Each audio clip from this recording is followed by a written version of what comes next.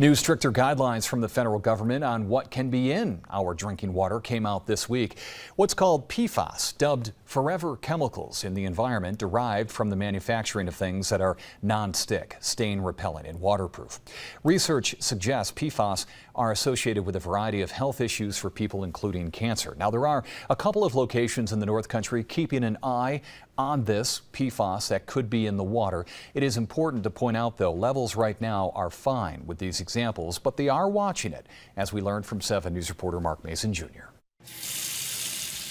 Every municipal water system in the country must test for and limit the presence of 5 PFAS chemicals within 5 years, according to new guidelines set by the federal government. It's the first time these toxic chemicals have been regulated at the national level. Testing for PFAS is something the town of Luray has routinely done. Levels of certain PFAS were found in some of its drinking water in 2021. And according to Town Supervisor Lee Carpenter, since then the levels have gotten better. All our wells have been tested for it and are currently showing negative. We're just, doing, some follow-up. Development Authority is going to be testing. We've got another test that's got to come up sometime this summer. PFAS chemicals are also found at Fort Drum.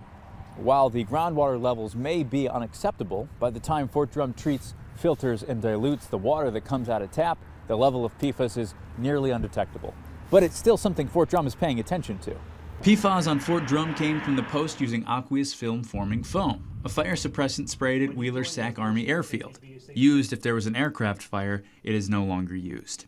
According to Ian Crawford, chief of the Environmental Compliance Branch at Fort Drum, the installation has been actively tracking these contaminants for nearly a decade now and is proud of the work we've done so far, including removing the main source of contamination, aqueous film-forming foam.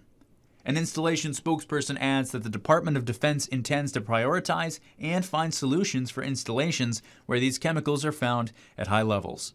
Mark Mason Jr., 7 News.